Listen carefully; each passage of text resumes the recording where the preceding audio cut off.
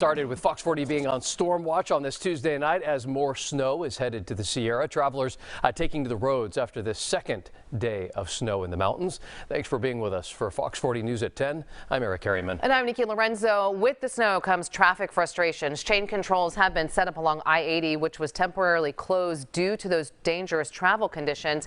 However, the fresh snow didn't stop people who wanted to come to the mountain, who say they have been waiting for this kind of storm. So far, no major injury accidents have been reported. And Fox 40 has team coverage of all of that for you tonight. Chief Meteorologist Christina Werner will explain how the latest conditions are not just impacting the mountains, but temperatures dropping pretty dramatically across the valley as well. But we'll get started with Dennis Shanahan live in Nyack tonight to explain the travel situation. Hi, Dennis. Hey there, Eric and Nikki. At Nyack, we can show you about 3 inches of fresh snow on top of the plowed piles. We were planning to go much higher than this. The elevation here is 5,000 feet. Up at the summit, we know there's a lot more snow, but the plans of many travelers were dashed because of major problems on the interstate tonight.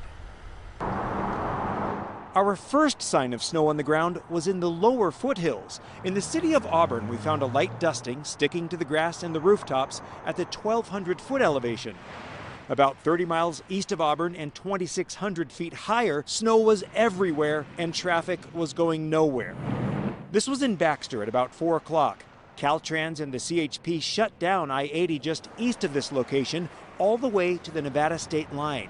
The closure was extended west down to Colfax for a while. Travelers were stuck on the interstate for hours with nowhere to exit, no bathrooms, no services. Many were getting out of their cars on the freeway.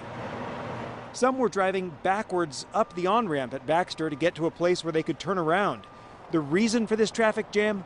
Multiple spinouts and accidents up the mountain. Pictures provided by CHP Truckee show some of the scary collisions. They say the driver of this SUV was lucky to escape with only minor injuries. The freeway closure made a dent in many people's plans. Mercedes Feller was driving up from San Francisco hoping to have dinner at Lake Tahoe. We actually got hailed on near Sacramento, so that was strange. But yeah, it turned very suddenly and there was no indication of this. And I have 2 very hungry dogs in my car. Matthew Millman and his family spent 4 hours driving from Berkeley to Baxter. That would take about 2 hours without traffic. They want to get to North Star. At one point we ran across a highway patrol person who said there was a jackknife big rig. So once we kind of understood what was going on, it was a little easier to make heads or tails of it. One westbound traveler heading back to Sacramento told us many drivers coming down the mountain were taking their chains off too soon. There was a break in storms. Everybody took their chains off, truckers took their chains off, and about another 2.5, 3 miles down the road, just a storm again, big snowflakes, so people were sliding all over the place. One of them slid right into his car. You can see the damage on the rear driver's side fender. People don't know how to drive in the snow.